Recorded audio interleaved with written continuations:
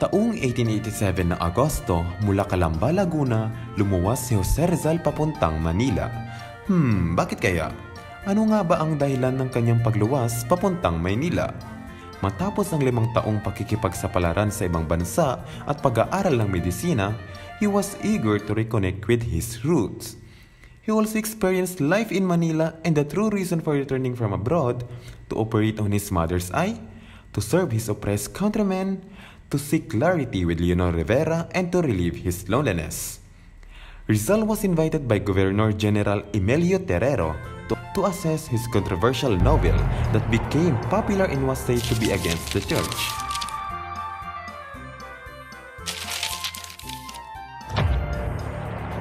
With further assessment, they rejected Rizal's novel and banned the distribution of the book in the country. But wait, there's more, of course. Rizal wrote a poem titled Hymn to Labor, dedicated to the hardworking people of Lipa. Terrero and Lieutenant Andrade then asked Rizal to leave the country in light of escalating threats to his safety. From Manila, sumakay si Rizal sa steamer Zafiro, patungong Hong Kong. Pero teka, biglang nagkasakit si Rizal, kaya dumaan muna siya sa Amoy noong February 7 taong 1887. Kalaunan, mula sa bansang Pilipinas, siya ay dumating sa Hong Kong. Jose Rizal in Hong Kong. Pagdating niya sa Victoria Hotel sa Hong Kong kinabukasan, mainit siyang tinanggap ng kanyang Filipino friends na sina Jose Maria Baza, Balbino Mauricio at Manuel Riarte. At dahil first time niya dito, hindi niya pinalampas ang oportunidad na mag-explore. Hindi lang Hong Kong ang nilibot nila. On February 18, niyaya ni Maria Baza si Rizal para pumuntang Macau. Sumakay sila sa ferry steamer Kiukiang papuntang Macau.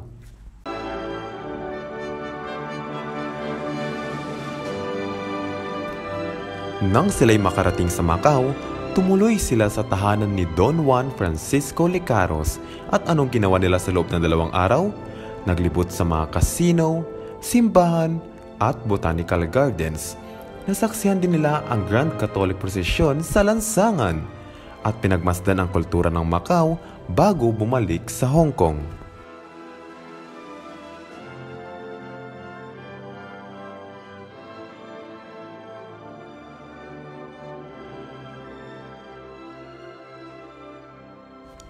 Sa Hong Kong, maraming naging karanasan si Rizal. Nakita ni Rizal kung paano ipagdiwang ang Chinese New Year na sobrang yaman sa kultura at tradisyon. Nanood din siya ng Chinese theater at sumali sa Marathon Laureate Party. Pinag-aralan din ang kultura ng mga Dominicans sa Hong Kong at naglakbay sa mga sementeryo at nagmasid sa mga tradisyonal na libing.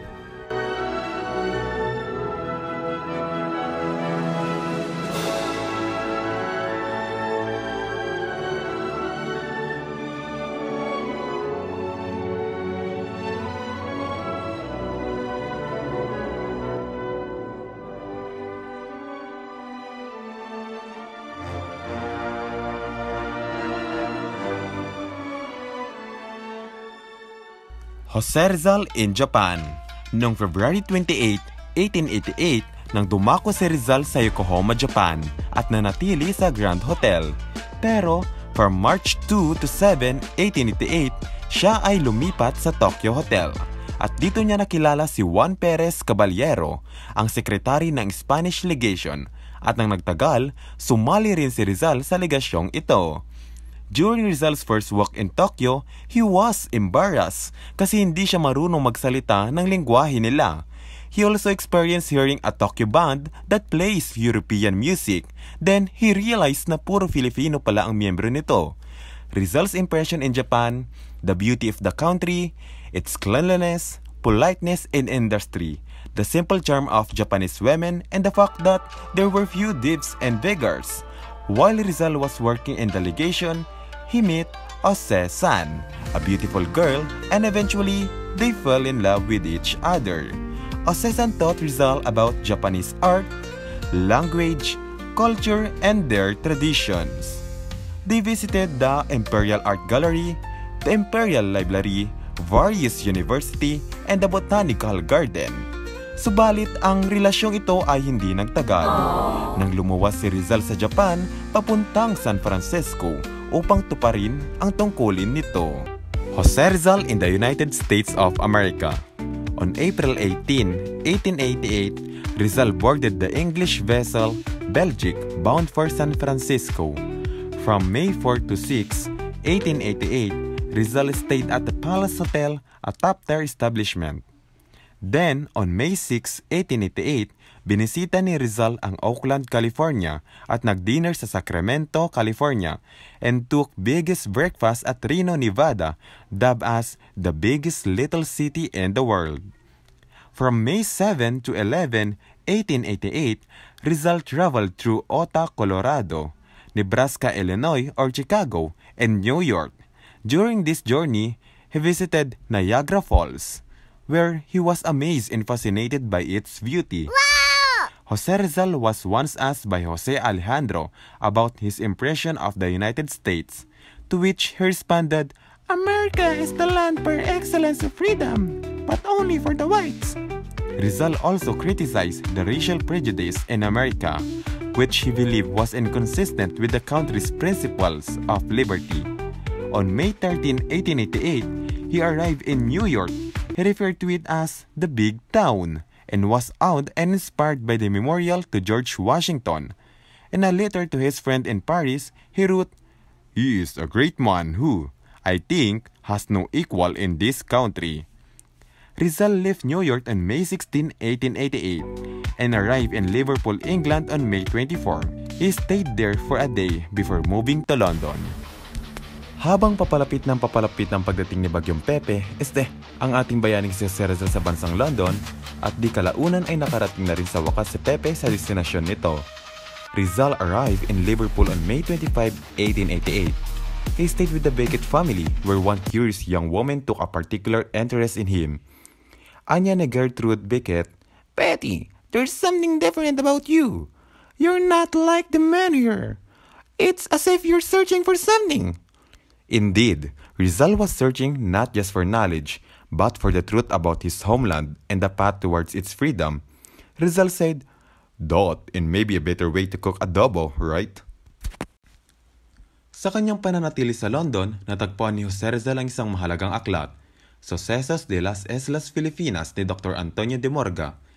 Sa pahinang ito, nakita niya ang totoong kasaysayan ng kanyang bayan bago pa man dumating ang mga mananakop. Rizal, writing furiously in his notebook, eyes alight with discovery and say that Dr. Antonio de Morga's book, Sucesos de las Islas Filipinas, is a treasure. It holds the true history of my people before the colonizers came. As he pauses, looks at the book, and tilts his head thoughtfully, Rizal muttering to himself, "Saan kaya ito mabibili? Kailangan ko ng add to cart." The study door opened, and Dr. Reinhold Roos, a respected scholar and librarian, approaches. He watches Rizal with admiration. Dr. Roos said, "Pepe, you are unlike any scholar I have met. You are truly una perla de hombre, a pearl of a man." Rizal responded, "Thank you, Dr. Roos. Knowledge is a responsibility, and this is my gift to my country. Pero sana may naglalako ng taho malapit dito, no?" In the quiet moments of London, love blossomed like art on canvas. But for Rizal, duty to his homeland would always come first. And so, with a heavy heart, he chose to walk away. Gertrude Beckett said, "Pepe, must you always be so serious?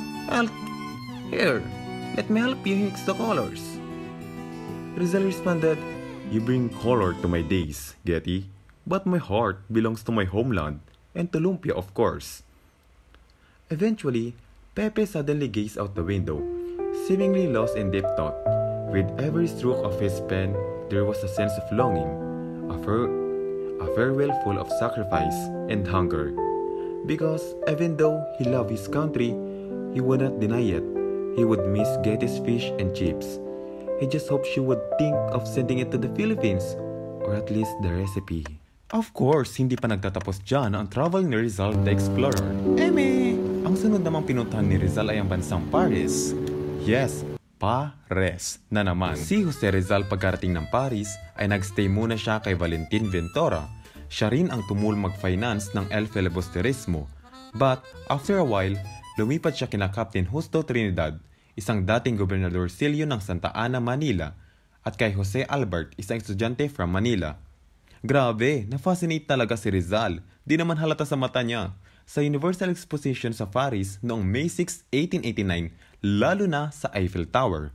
Dahil dito, nag-form siya ng Kidlat Club para sa mga Pilipino na gusto ring ma-enjoy ang expo. Kasama niya rito sila Antonio Luna, Juan Luna, at ang iba pang mga kalalakihan gaya nina Julio Lorente, Gregorio Pauto, Baldomero Rojas, Gregorio Aguilera, at Lauro de Mayoga. Basically, tambayan nila to habang nasa Paris sila. Ngunit, hindi nagtagal, pinalitan nila ito ng Indios Bravos. Mas intense na ito.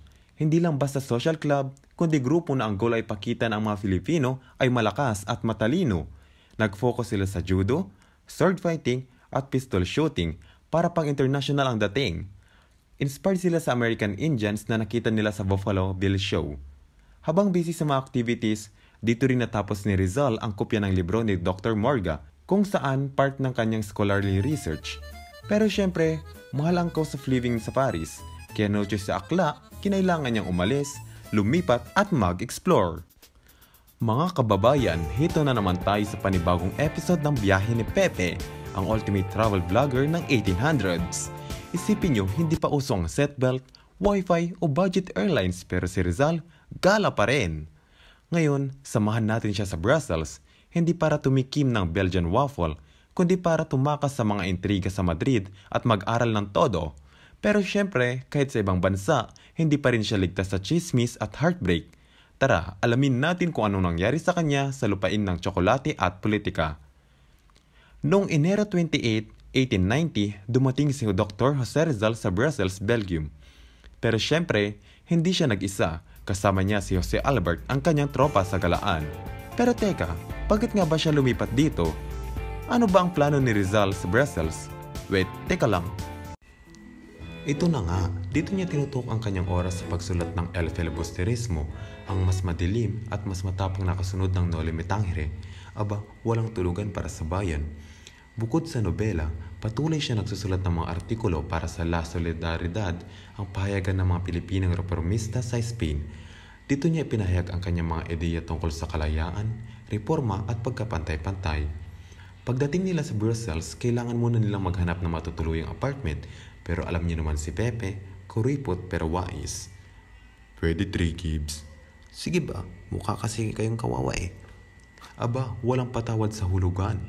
Buti na lang nakahanap sila ng isang boarding house sa 38 Rue Philippine Campaign na pagmamay-ari ng Jacobi Sisters, sina Suzanne at Marie.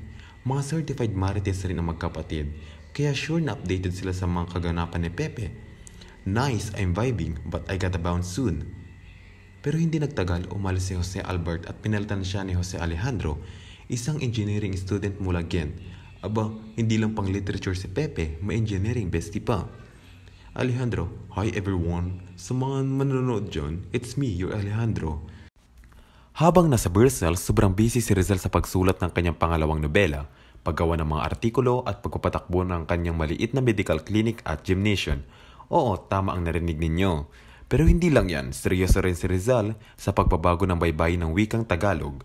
Sinulat niyang artikulong Sobre la Nueva Ortografía de la Lengua Tagala, kung saan sinabi niyang dapat gamitin ang K kaysa C at W kaysa O. O ayan mga kalahi, kung wala si Pepe, baka salakot pa rin ang spelling ng salakot ngayon. Habang abala si Rizal sa kanyang mga proyekto, lalong lumala ang problema sa lupain ng kanilang pamilya sa Calamba. Tumaas ang renta ng kanilang lupa, kaya hindi na ito binayaran ng tatay ni Pepe. Aba, hindi naman sila itim na mga prailya, no? Kaya nagkaroon ng matinding gulo at ang pamilya ni Rizal ay pinag-initan. Si Pasiano at baba nilang kamag-anak ay pinatapon sa iba't ibang probinsya. Kaya sumulat si Rizal kay Marcelo H. Del Pilar noong Hunyo 20, 1890 para ipagtanggol ang kaso ng kanyang pamilya. Dahil dito, bumalik siya sa Madrid noong Hulyo 1890 para asikasuhin ang problema nila sa korte. Pero hindi lang yun ang masakit na balitang natanggap niya. Oh, eto na ang juicy part. Sa parehong taon, nalaman niya ang kanyang true love na si Leonor Rivera ay kinasal na kay Henry Charles Kepping. Boom! Heartbreak of the century. Di wow. At dyan nagtatapos ang biyahe ni Rizal sa Brussels, mula sa 3 gibbs haggle technique hanggang sa heartbreak at revolutionaryong idea. Isa lang ang sigurado, Hindi lang ito simpleng galaan, kundi isang bahagi ng kanyang dakilang misyon para sa bayan hanggang sa susunod na kabanata ng biyahe ni Pepe. In 1892, Jose Rizal returned to the Philippines after years of exile, knowing his return would be dangerous. The Spanish authorities saw him as a threat, and he was closely monitored. His arrival marked a crucial moment in Philippine history, one that would ignite the flames of revolution. Soon after, Rizal was accused of anti-religious and anti-patriotic agitation. On July 6, 1892, he was arrested during a meeting with Governor General Eulogio Despojol. Spanish officials presented fabricated evidence leaflets criticizing the friars to justify his imprisonment. Despite denying ownership, Rizal was taken to Fort Santiago. Before his arrest, Rizal founded La Liga Filipina, an organization aimed at uniting Filipinos and fostering mutual aid. He believed true freedom required not just political independence, but also the welfare of the people. As he wrote, to have liberties without having food, to eat is to listen to speeches and to fast. The Liga included figures like Ambrosio Salvador, Bonifacio Arevalo, Deodato Arellano, Andres Bonifacio, and Apolinario Mabini. Members contributed funds to support struggling Filipinos. The Liga's goal was to build solidarity and resistance against Spanish rule. Rizal's arrest dismantled the organization, but its ideals live on. Inspired by his vision, the Katipunan, led by Andres Bonifacio, emerged to continue the fight for freedom. Rizal's last homecoming was not the end. It was the spark that ignited a nation's revolution.